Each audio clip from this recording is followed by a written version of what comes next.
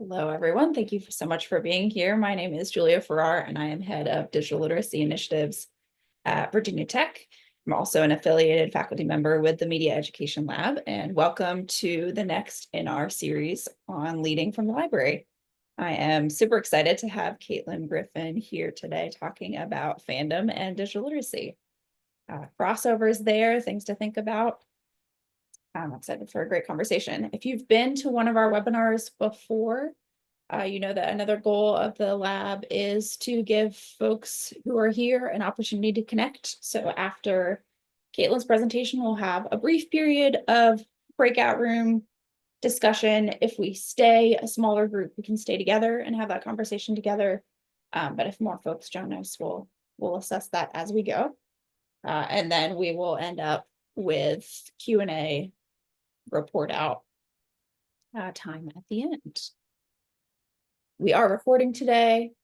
If you need captions, you can access those in your Zoom toolbar at the bottom of the screen. And we will not be using any AI assistance today. I think those are all my logistics, so I will turn it over to Caitlin. Great. Hello, everyone. My name is Caitlin Griffin. I'm a teaching and learning engagement librarian at Virginia Tech on the digital literacy team under the incredible leadership of Julia Farrar. So we're talking a little bit about digital literacy at Virginia Tech throughout the presentation. Thanks for sharing your fandoms in the chat. I always love seeing kind of what people are thinking about. Switch to very exciting news. I think I'm gonna wait until there's a launch title that I'm invested in, but I've Donkey Kong. I haven't played a Donkey Kong game since like N64, so that could be an idea. I'm gonna go ahead and screen share. Okay, great. So you should see a selection of people. No. Okay. Is that good, Julia, for doing cool? Okay. So yeah, we're talking about digital literacy and fandom culture today. I introduced myself as a librarian in the work context, but also outside of work context, I've just been a fan on the internet for a long time since I was a teenager. So this is just a selection of things that I've been thinking about and talking about a lot. I have some colleagues in the room who can attest that they have personally verified that these things are, in fact, the things that I do spend a lot of time talking about at work. And so just a brief rundown from left to right, we have Bucky Barnes from the Marvel Cinematic Universe. And it's important to distinguish that I mean the MCU Bucky and not comics Bucky for reasons. Then we have Alex and Henry from the Casey McQuiston novel Red, White, and Royal Blue.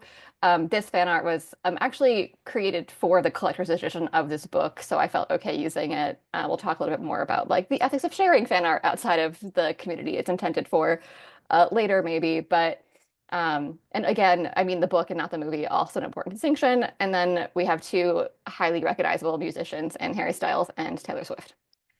And so one of the reasons that I kind of come to fandom and found, and the fandom is really important to me, is just the kind of like personal identity development that I experienced in fandom spaces when I was a teenager and older. So identify as queer, I really got comfortable with that identity and sharing that identity with people for the first time in fandom spaces. I was out to people on the internet way before I was out to people in real life. And so that was just like a great community experience for me. And so when I came to Virginia Tech specifically, we're talking about digital literacy and kind of a broader definition that includes things like digital wellness and identity development and media literacy and all of these things that were important to me in that journey. I was like immediately seeing the connections between fandom culture and how these things play out in a fandom space. And so, and then as a teaching and learning librarian, I also see the ways in which people are learning and developing skills in these spaces. The incredible amount of research that goes into like historical fan fiction, right? Like I do read Captain America fan fiction. I've learned more about World War II in Captain America fan fiction than I ever did in a classroom. And that's like to the testament of the hardworking researchers and writers who are writing those fan fictions and also then providing their sources. Like I've read fan fictions that have reference lists that you can also then read more about the topics, and I always enjoy that. Um, and so, and then also seeing the ways in which sometimes people in fandom spaces can struggle with digital literacy skills. So like learning those things, but then also maybe the ways in which fact checking or digital boundaries and things like that could maybe be less prevalent in these spaces. And so I'm going to start. I know you chose to opt into a presentation about fandom, so you might not need this kind of disclaimer about like this could be anything, this could be defined more broadly than you think, but I'm going to do it anyway. So I'm defining fandom as just being a fan of something, and this really could include anything. I think one of the kind of contemporary associations with fandom right now is about like nerd culture, like books, comics, things like that, movies. But it also includes like celebrities, like musicians, games, like other media types, and also sports. I think in certain circles, maybe the first thing you would think of when you think about fandom, but in other circles, maybe the last thing you would think about. Um, the link here is the most recent academic journal issue of the academic journal put out by Organizational for Transformative Works is actually about sports fandom, which I just found funny. So if you do want to check that out, there will like be links in the slides that I think Julia might share if she hasn't already. And there are also like my notes in all the slides do just then have random links to other reading if you're interested about any of these things. Um, but yeah, so the fandom is like liking that thing and then also talking about that thing online with other fans. So this can be fan accounts created for that purpose, which has some benefits in terms of like personal safety, information sharing, location, kind of obfuscation, things like that. It's easier to tie. This could also be just ways to keep boundaries from like your people who you know in everyday life versus your fandom persona. You might want to have that distance. Or you could just be on your personal Instagram, Twitter, Tumblr, Reddit, whatever that has your full name attached. Any of these things would count as like fandom activities. And so one of the reasons that I uh, think it's helpful to talk about fandom in kind of like teaching, learning, and digital literacy space is the idea of connected learning. So we know that people use and learn digital literacy skills in fandom spaces all of the time. Um, my personal experience here is that I once taught myself how to make GIFs for a Harry Styles Tumblr post because I'm also a Packers fan. Harry Styles, famously a Packers fan, has a Packers tattoo. No one had made a gift set of him telling the story about why he got that Packers tattoo, and it was deeply important to me that that exists. So I taught myself how to do it. So a thing that I would not have normally otherwise wanted to do, but I felt like it was important. So highly motivated learning to give back to a community as well. And so connected learning, integrating that personal interests, supportive relationships, and access to opportunities to practice those things that you might not have in other areas.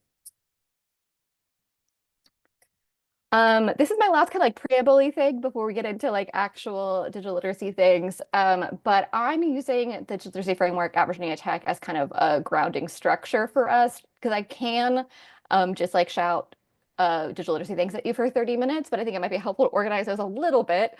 And so the structure that I'm using is these areas that we call like the like core competency areas of the digital literacy framework. We often colloquially call them the petals. So I'm talking about the things on the inner circle, so discovery, evaluation, ethics, creation and scholarship, communication and collaboration, curation, and identity and well-being. I'm not going to talk about all of these because that is a lot. I've kind of selected some that have the most connections that I'm seeing or things that I think would be helpful for us to talk about.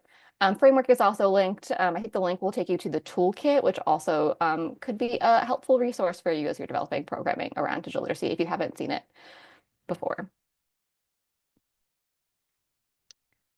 I'm going to start with identity and well-being.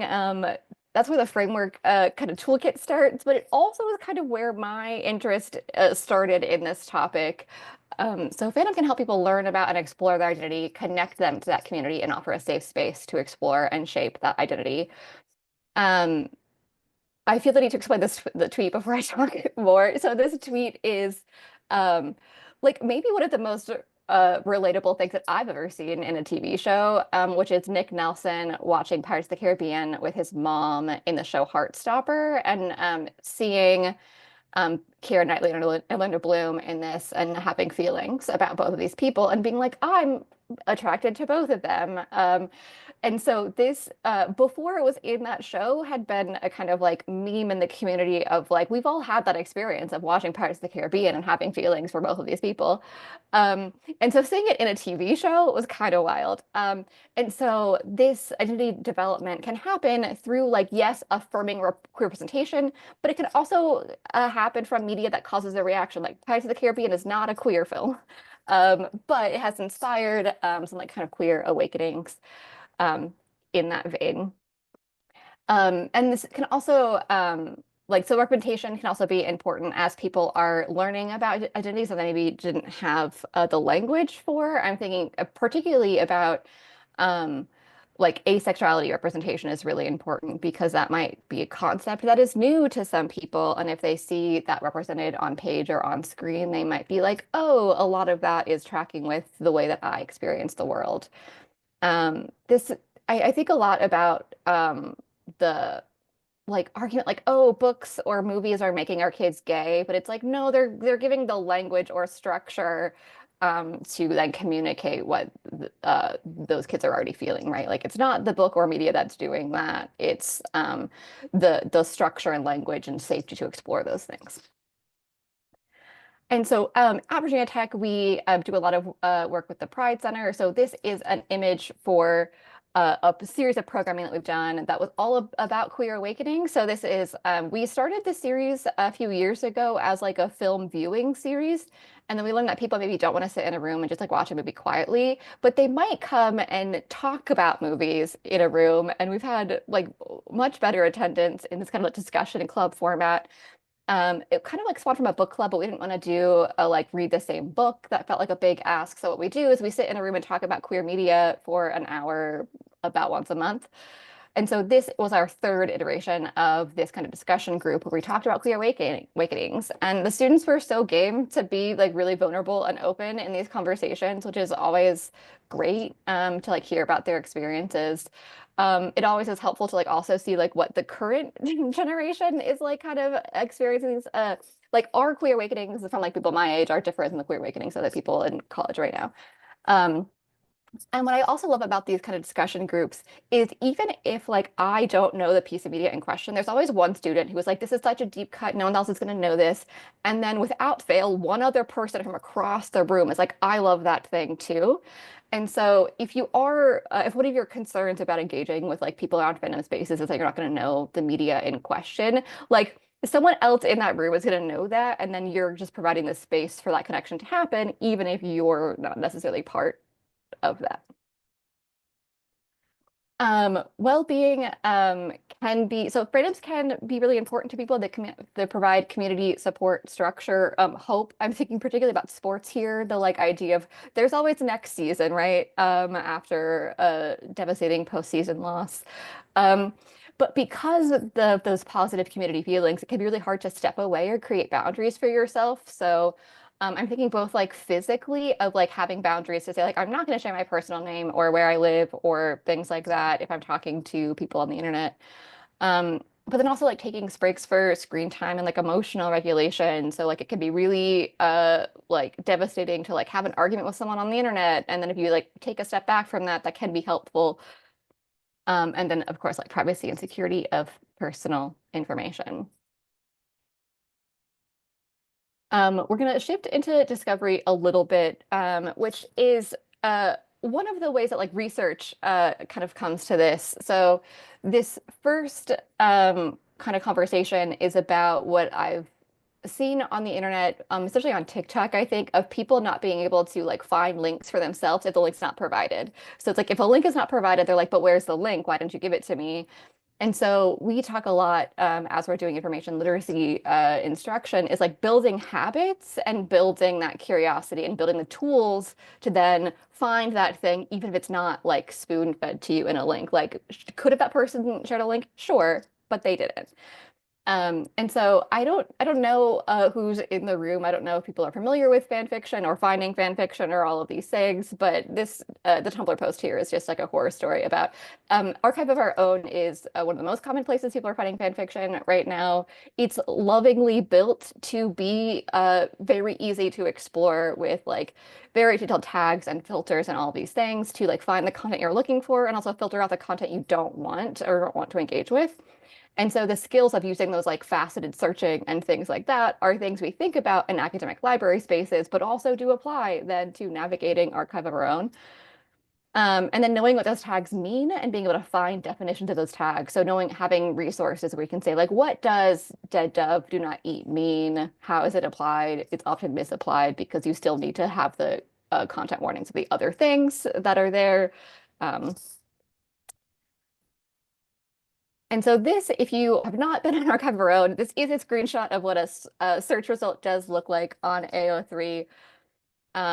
If you are going to explore Archive of Our Own later, I will warn you that this screenshot is also filtering out explicit content because that wasn't appropriate for our conversation today. But if you don't filter that, you will get explicit content. But I just wanted to show you like the kind of warnings. So Archive of Our Own is kind of intentionally like is not going to censor people who want to post things. So like there are like non-consensual things, there are graphic depictions of violence, things like that that people might not want to read. And so Archive of Our Own, I think, does a great job about giving users the tools to filter those things out. And you know, I students do know how to do this or have learned this system.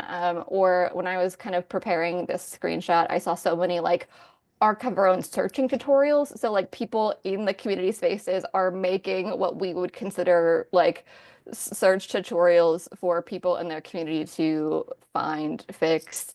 If you are on Archive of Our Own, my pro tip is to sort by kudos, which means that the most read or well-reviewed things will be at the top of your search. That's just a pro tip if you're wanting to dive into some fan fiction after this.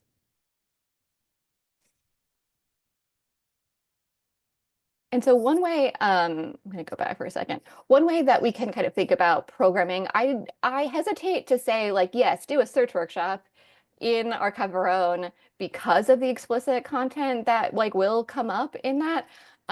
But if you are teaching searching, you could even like just mention that they might have experience with this in other spaces. So even just the acknowledgement of the application of like if you read fan fiction and you're researching for fan fiction, those same skills could apply and you can help them make that bridge and then apply their experiences to a like academic search environment. This is where we get into evaluation because, like all communities, there's a lot of misinformation in fandom spaces. So finding reliable sources of information is important. And then having the skills to fact check castings and reboots and appearances. Like every time I open Facebook, there's like a new like sequel to this thing that's happening. That's like a fan-made trailer and, you know, things like that. My personal story here is from this AMC theaters tweet because I was in the Harry Styles fandom at the time that this was tweeted, and people were convinced it was real, but the only sources we had were like a Disney fan blog that fooled AMC theaters and Regal theaters, and they posted this confirmation of this casting, and I was in like Tumblr DMs to all my friends being like, no, it's not real. It's someone has messed up. Like, don't get too excited. So it felt like I was like the killjoy, but I was also just like, I just want you, when an hour from now we learn this was a mistake, I don't want you, I want you to be prepared for that. So yeah, like fact checking skills that I was teaching my friends on the internet. And then at Virginia Tech, we've done some tabling for like identifying AI images or figuring out like if a thing is Photoshop, some tools like so that could also be like your examples could be fandom related. I see bad fan edits or bad manips of Taylor Swift or Travis Kelce all of the time. They're all over Facebook. They're never good or convincing, but they are always around. Um, the next few slides have a lot of things on them. I'm not going to talk about all of them just because there are a lot, but the ethics of fandom are things that I could talk about for a very long time and I'm very interested in. So here's just a couple things that I want to mention. So parasocial relationships. So especially like streaming communities or fandom communities where one person is being very vulnerable and open about something and sharing details of their life, and the other person is just on the other side of a screen, that can lead to feelings of like, oh, I know that person because I see them play this video game 4 days a week or whatever. And so we've done some discussion groups around parasocial relationships, which is the slides link to there. So this could be an area where you're, you know, kind of having a conversation with students about having appropriate boundaries and things like that. Um, Moral purity is an idea on here because there's this like call for a dismissal of all media that isn't like the most pure or wholesome version of that thing. I think especially in queer media, this happens where people want like the wholesome representation, like the Heartstoppers of the world, but there's just as much, if not more, interesting conversation to be had about like Interview with a Vampire, which is like a very different tonal show that has like complicated representation of complicated identities, and that could be a thing we're talking about in fandom as well. There's always a push on from fans to start censoring Archive of Our Own to like not allow things like dubious consent or non-consent or rape or things like that. And like Archive of Our Own explicit like expressly exists because other fandoms were not allowing that content, and Archive of Our Own's like whole mission statement is like, we can't police content. We just want to give you a space to kind of share this content. Um, and so this idea of like moral purity and censorship is at play here as well. Interacting with real cast in a way that protects the creators and you. So maybe don't tag actual actors in fan art or fanfic, like even if it's not sexually explicit, but especially if it is sexually explicit, like they don't need to see that. And then also ways that protect you. So there's like fan harassment or creator like authors coming after book talkers for bad reviews and things like that. Um, and then this is where we get into kind of fan works. So this again, so much could be said here, but use of copyrighted material for videos, but also like the legal grounding of fan fiction, and why like fan fiction exists. So if you're not familiar with the organization of Transformative Works, they are like the parent organization that runs Archive of Our Own, which is one of the most common places people are getting fan fiction now. But there's a bit of fandom history on the slide here where after Anne Rice of Interview with the Vampire fame started coming for creators and writers for the use of her characters in their fan fiction, people started writing disclaimers of like, I don't own these characters as like some kind of misguided legal protection. It was not legal protection. What actually is legal protection is the work that the lawyers of Organization of Transformative Works has been doing. That link goes to a space where they're talking about that like legal grounding. This disclaimer is not a real one. It's one that Archive of Our Own has used on kind of sample text. I just found it funny because I like Jane Austen. So it's not a real example, but it's one that can be an example for like a piece of fandom history. Um, and then this is like another kind of fan fiction specific community thing, but these all reasons of like you don't own these characters, this intellectual property is why you shouldn't buy or sell fan fiction. There's a regular uptick in this on TikTok right now of people like buying hand-bound copies of fan fiction. I'm not a lawyer, but my understanding of the legal guidance is that you can print and bind your own fan fiction. You cannot pay someone to do that for you, including third parties or friends or whatever. And then also there are like some like interesting ethical considerations around real person fan fiction, which does exist. So I've kind of been assuming a kind of situation where fan fiction where it's like characters, but people do write real person fan fiction of actual people. There's Harry Styles real person fan fiction. There's a lot of hockey real person fan fiction, and things like that. So it is a way that sports and fandom are aligning here. And like, yeah, you're allowed to feel weird about that, and talk about it. And then this is where we get into maybe like the most applicable if you are in like a traditional academic context and you are teaching digital literacy skills or like digital creation skills or writing skills. We talk about this a lot when we're talking about faculty who like are complaining about grading papers. And one of our biggest questions to them is like, does it have to be a paper? could they be making fan art or video essays or slide decks or zines or something else to kind of showcase their learning? It also does double as then them practicing video editing or graphic design or things like that. Like the research poster is an extension of this and is maybe the more traditional extension of this. But like your students could be writing fanfic to illustrate to you that they can write in grammatically correct sentences.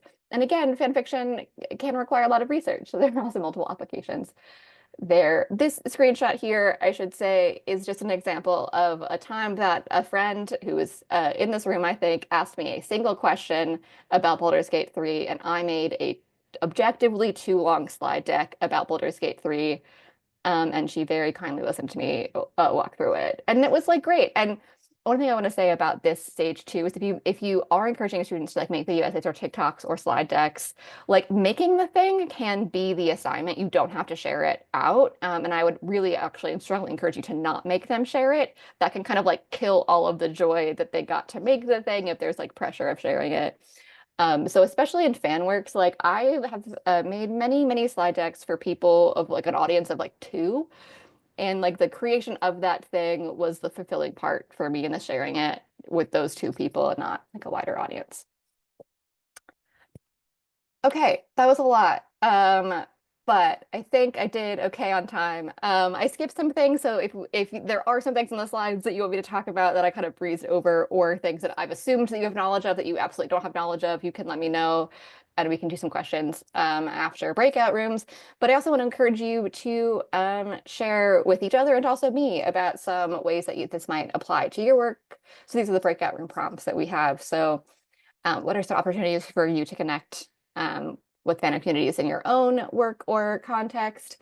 And then are there other areas of digital literacy or media literacy that connect to your experiences of fandom? And so I would love to also just hear stories of your fandom experiences or things that you've taught yourself to participate in fandom or learn from fandom. Amazing. Thank you, Caitlin. There was a comment in the chat from someone who had to leave early who said, "Thank you so much. Such an interesting angle on where literacy skills can thrive in unexpected places." I feel like that was a really nice way of summing up like these little pockets and different aspects of literacy that people are developing that we might not always think about from an academic lens. Mhm.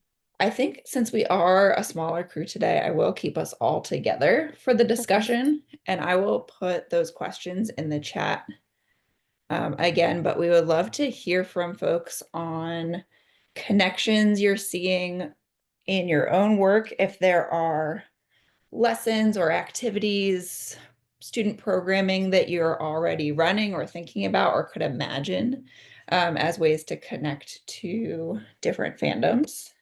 Or if there are just kind of connections that you're seeing in your own development as a fan of something, we'd love to hear about that as well.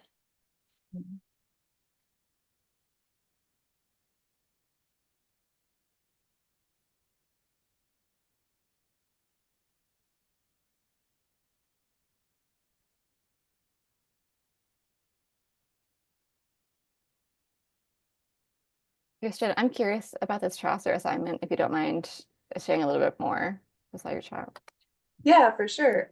This was, yeah, I'd forgotten about it until this presentation. So thank you for reminding me. So it was, in a literature class, obviously. And we'd read some Chaucer, and then the assignment was like, write your own someone's tale, right? So like pick preferably maybe a modern profession or something, and sort of write some bad poetry in this style. But the assignment was particularly like, pay attention to like what kind of tropes does Chaucer use and how do you, expand that, but then also think about what would that look like sort of from the perspective of today. So it was, I found it a really useful and creative assignment, even though it was much more challenging than writing an essay because I'd been writing a bunch of essays already. So that, yeah, it was creative and challenging and interesting. But that's also, as I was thinking about that, it made me question, like, it is easy for me as someone who has a bunch of experience as an English person to think about fandom as fan fiction primarily. And that's also just like, I have a friend who's very involved in writing fan fiction. And so what I want to think about more is other types of fandom creation, and particularly like the research side of things, the artistic side of things, just to get myself out of that like English major frame. So thank you for offering some other ideas of what that can look like.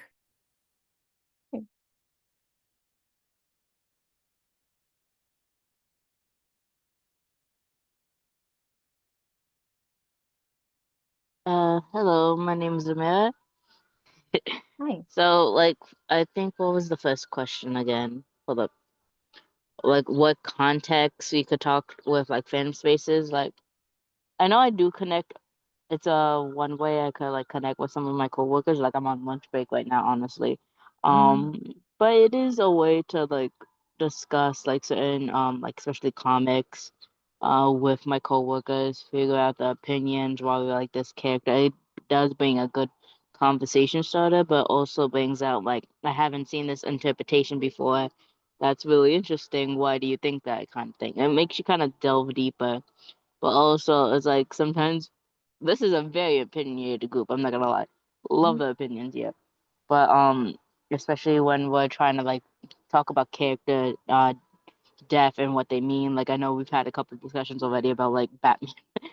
Um, so yeah, it's very like interesting, especially since going to conventions, you know, you meet other people and you discuss like I think this is where the author kind of like fell off or was just not doing at his best, or this is what I think the author intended this, but this is why they didn't make the mark.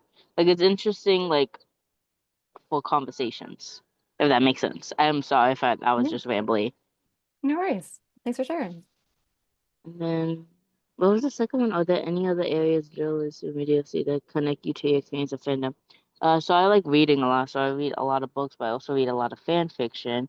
And sometimes it's interesting to know, like, okay, this is author's intent. This is not author's intent. Like, this is how. So this is what they view the character as. What is this like storytelling? Like it's like another way of like reviewing somewhat. Not reviewing, but it's another way of like, oh, I could see the artist style. I got you, kind of thing. hmm One of my favorite AO3 tags is like out of character, insert character name, where it's like we're acknowledging that like we're making choices that the creators would not intend here. So yeah, Kirsten.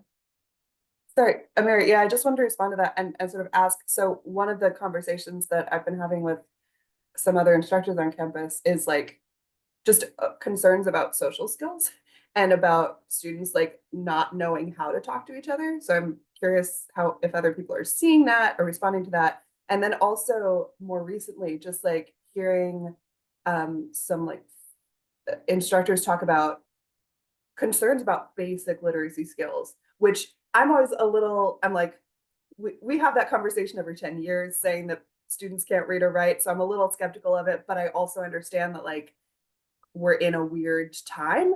And so some of I these, could understand that a little yeah. bit, but also it's just like I feel like because we always a police reading that this is just the consequences of it.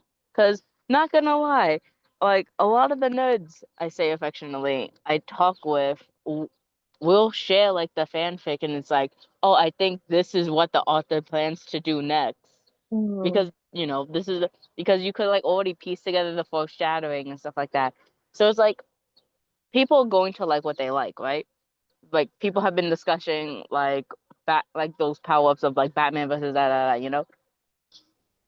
So that it's like the audience is there. It's just that we're not kind of like connecting with them because we are policing what counts as reading, what counts as like media literacy in a sense, you know. And also again, the education system does kind of be jerky, you know. Like, it is not great. And then yeah, conversations like it does take outgoing people to start it, but like as soon as I find out like someone, for example, has like Sonic merch on, I'm going to start talking about Sonic the Hedgehog, and then that brings like them to be like geeking out over Sonic the Hedgehog, you know? Because like not gonna lie, I have Knuckles on my keychain, and I have Harley Quinn as well. Mm. Like that's somehow gonna start conversations. Like even I on my water bottle I have this sticker right here from this novel called Madazushi, and then I have this sticker right here from Heaven's Official Blessing. Mhm. You know? So yeah, there's a lot of what keep policing people on like what constitutes as reading, because like they have the knowledge, we'll just have to like sharpen the skills a bit, but they have the means to do it. It just would not really supporting what they already know, you know? Mhm. Like if someone learned how to make gifts through Harry Styles, Mhm. like making Harry Styles gifts, like celebrate that. Like don't like downplay like, oh, it's just Harry. Like no, that's cool. You still learn how to do gifts, Yeah. kind of thing. Yeah. Yeah, in Photoshop, like before there were easier tools for that. Like it was in Photoshop in those individual frames. Exactly. Especially like again with this AI conversation going on and people like Yeah. discussing fan work and like becoming an artist and things like that. Like that is hard. Yes. You can always pick up a pen. Like sometimes you have to have a favorite character and draw them a billion times and then boom, you're an artist. Like you know how to do the shading, references, line art, da da da da da da da da, you know? Hmm. Yeah. But I mean, we again, also we put fan art like as lowbrow compared to like real art, so to speak. So it's just like, Yeah, I mean, we also like live in a world where like there are so many authors who are talking about how they got their start in fan fiction and kind of are really open about the fact that they use fan fiction as a way to kind of test their craft to like remove the need to do world building or character creation, all these things, and like test out structure and things like that. Like one of the co-founders of the Organization of Transformative Works is Naomi Novik, who is also just a best-selling author and widely known. And she still has a public AO3 account. Like you can still go read her fan fiction and like it's not like she's not shy about the fact that that's her AO3 account. yeah, we also have like the creator of I forgot what's her name, but someone who made the Gideon the Knife books. Like Hmm. she's a Homestuck fan. Homestuck, notoriously very, very, very confusing, but also very, very good. So it's just like it we have the means. It's just we're not celebrating like what people have already done, you know? Hmm. Yeah.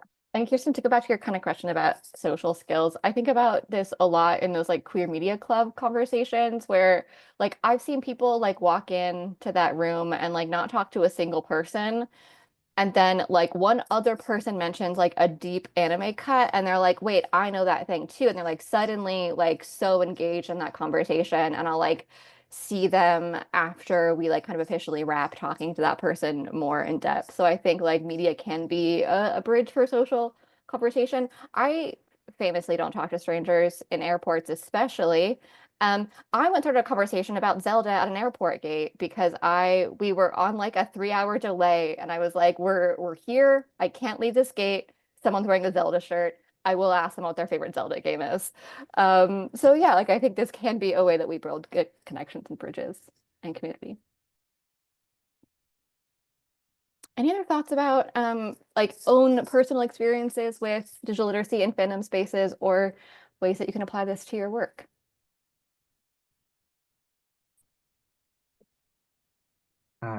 There's a couple of things that I'm thinking about with these topics. Uh, so three elements just posted in the chat. The first being the change-making character classes. It's a framework that the author Devin Price came up with. Think like tabletop RPGs or like character classes in a video game. You've got your mage, you've got your sorceress, you've got your archer, you've got your knights, all these different, specialties and skill sets. But this is mapped onto like community-based skills and talents and specialties, and it's something I think about so often since I've come across it because it maps so well to places where you're collaborating with people. You want to throw in a little bit of like whimsy and fantasy, but it's very practical in that you don't have to be a certain like status, have the degree to necessarily identify, oh, these are areas that I really excel in. There are things that you can bring to the table if you're in a group project, for example. The things that you can immediately identify that aren't based on a particular title you might hold within a student club. I think it's a really great strength space framework to think about, and the fantasy element just makes it a little bit more fun to play around with. The second piece is teaching with zines. Similar to the character classes, I have really thought quite a bit about zines as like tactical guides or strategy guides. A lot of times, the like accompanying media you can get with a game is the walkthrough, the strategy guide, something that's, beautifully laid out, has a ton of artwork, all the little details of the games. It's giving you different ways to approach it, different, character builds. And I think applying that same approach to your term ahead, your semester, the next season, is a really great way to bring your fandoms into the real life quest that you're doing. I have really enjoyed, as a student librarian, someone who's doing their MLIS, looking to my own pinventory board. Let me turn off my blur here. So, just some elements I'll point out. Being in my MLIS, I am not like an avid Pokemon card collector, but I came across Professor's research with Professor Oak and Slow King, in my local card shop, and I was like, immediately, these are like spiritual anchors that I need for my MLIS, my Master's in Library and Information Studies. I'm doing research. I want to move slowly at a pace that's sustainable. I'm a dad now. I cannot move through my master's the same way I did as a 20-something undergrad. Like, let's slow it down. I'm the king of slow. I'm a slow king. But this board, it has like a quest area. So there's particular priorities that I want to keep in mind. There's, almost like mythological deities in fandom that we have such deep-rooted connections to that, are very much an analog to like cultural mythology, I think. Like origin stories, stuff that's rooted in, you know, stuff that has like history going way back, but um, you know, it doesn't have to take the form of an actual pinboard. Like this could very easily just be a collage. Like you can grab the image of the pinventory board, pop in some of your like favorite characters from your fandoms, and really like channel that. Like, oh shit, it's gonna be, a really bleak semester because I've got a ton of courses that I just have to take this term. This is where I'm going to be like drawing my inspiration from. It's where I'm going to remind myself of the things I need to be like maintaining and regulating and just conceptualizing and visualizing them. It's, like a vision board, but that much more nerdy and, faceted into gaming language like that. Yeah.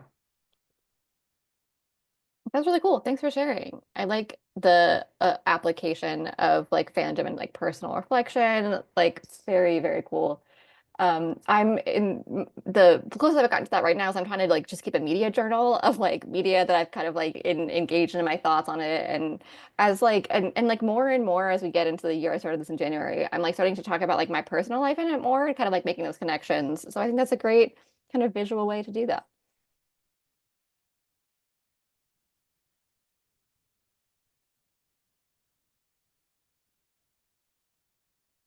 Any other thoughts, questions, things I mentioned that you want me to talk more about? Yeah, David.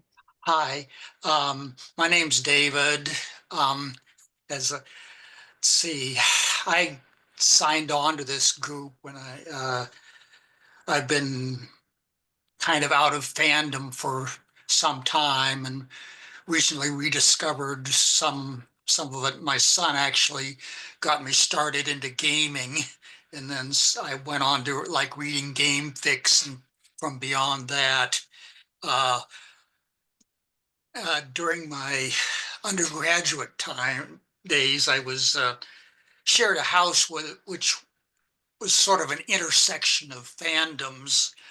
Practically everybody was into one another, and that was really, that was really exciting for me. And for a while, I guess that was most of my socialization, so to speak. But I don't know where I've been trying to get in touch with some of those people and haven't had a great deal of success. It was in 1970, so long time ago, and I've traveled across the country, and most recently I've been a librarian in Massachusetts, now retired, and just, I don't know, trying to look around and, I don't know, find, I don't know, something in the something to go on, I guess. I don't know, I guess that's just where I am for now.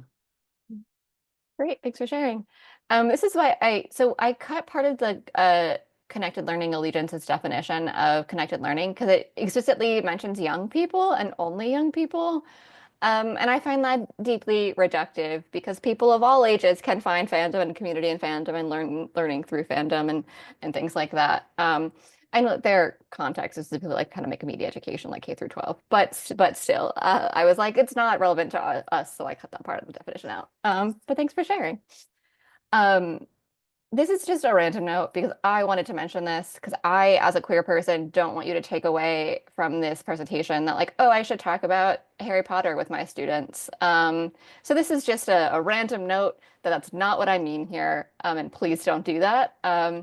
So if you're not familiar, I would really encourage you to kind of do some reading and research about kind of J.K. Rowling and what she's doing in the UK right now, particularly with kind of trans people and legal definitions of who can be a woman and kind of bankrolling the UK Supreme Court to make these kind of decisions. So I think that fandom can be really powerful, media can be really powerful, but thinking about what other messages you're sharing based on the media that you are bringing into a classroom space and maybe the harm that you might be doing with particular messages. That's just a thing I wanted to say before we're done. Yes.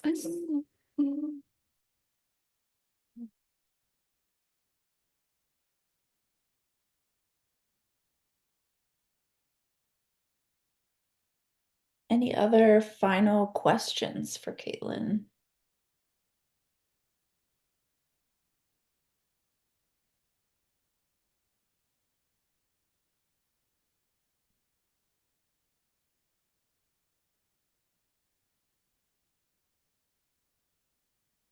Kirsten, do you want to share more about your commonplace book? There's a question in the chat to do that. Yes, thank you, JJ. Yeah, it would be easier to say it than write it, probably. Yeah. I think it's a Victorian idea. I think that's what Wikipedia, or actually, I mean, way beyond that. So just like throughout history, like the practice of kind of keeping a scrapbook, but like I think of it as like an intellectual scrapbook. And so I've done this piecemeal for myself, but I think it's like what I don't have an answer for, but I'd like to look more into is like, is there a way to sort of combine the idea of a more formal research journal or even like a learning journal, right, with something that feels to me a little more fun about the commonplace book, which is just like quotes or images or ideas that just stick with you in some way, and you just put them in a book and then reflect back on like what are the connections between this. So in some ways it's a scrapbook. I know there's a Wikipedia page on like commonplace book and there is a history of this, and like I think there are some famous intellectuals who have been known to keep these. So it's kind of like a fancy word for something that a lot of us do in some way. But yeah, I've just been thinking for a class I'm teaching in the fall about like how we learn, that I think documenting your learning is just, as we all know, right? That's why we document our research, is so key, and how to make that a fun thing. So yeah, just Caitlin, your mention of like keeping a media journal, but then finding that these other reflections are popping up in it made me think of the commonplace book idea as maybe an umbrella term for a lot of that kind of action. But I also see a really good AI question, so I will stop and let you answer. Great. Yeah, Randall, we didn't talk about that a lot. I like had a brief mention of like AI images and kind of like fandom spaces on social media, but I mean, I am deeply concerned about AI and fan fiction in those spaces.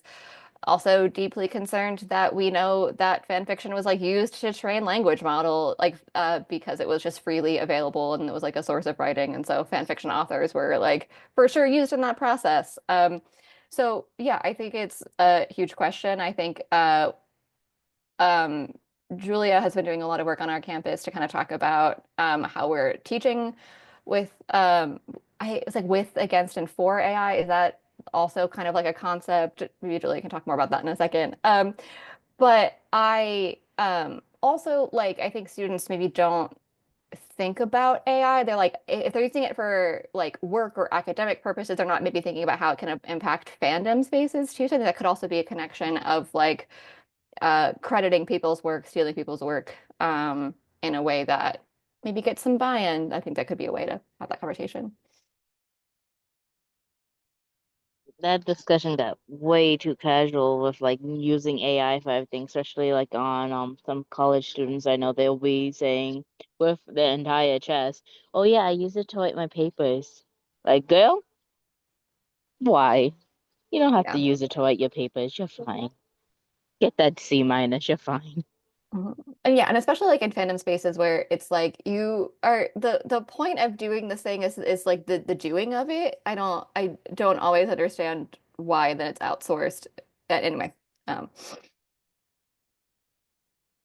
I want to say that it was Middlebury College that had the framework of like teaching with, for, and against AI. But yeah, thinking about the different ways to engage students in like the ethical questions around these things of what are we outsourcing, where is your creativity, and what is the goal of what you're trying to do. mhm. And thanks for sharing Violet's work, JJ, in the chat. I missed her webinar a few weeks ago, but I hear there's a recording somewhere. Yes, there is. On the Media Education Lab's YouTube channel, we have a recording of Violet's awesome zine-related webinar from last month. And maybe that's a good transition to talk about. We have one more webinar in this series for this semester, and we'll talk about privacy literacy during that one. So I just put the link in the chat to that webinar. So please check that out if you're interested. And I hope to continue this series in the future as well. I will be on parental leave for the first part of the fall, so it might be a while, but please do keep in touch if this is something that you are interested in continuing to talk about. And we'll be continuing to think about what are the different ways that librarians and library workers bring leadership to digital and media literacy, and what are the flavors of what that looks like. So thank you so much for being part of this conversation today. I'll turn it back over to Caitlin if there's any like closing thoughts or contact info that you want to share. Yeah, I just have a quick contact slide. If you're in the slides, you already know this. I'm going to screen share. You're going to see that I pulled up the link to Violet's thing for me to read later. But I also wanted to just share my email. You're welcome to email me about fandom things, ideas, if you want to kind of workshop things. The picture here is just a flex, which I'll get to in a second. But yeah, so you can email me and talk about fandom or any kinds of digital literacy connections. This is a picture of me meeting Hosier and talking about his favorite poet with him, a poet I also love. And so it's, yeah, talk to me about things you like and your friends about things you like, and also sometimes famous people. This is the one picture I have with Hosier. So you can see we're very different heights, but have very similar hair and also have great taste in Irish poets. So that's just a picture that I wanted to share. And where else can I share it? But yes, well, you're welcome to email me. I would love to hear from you.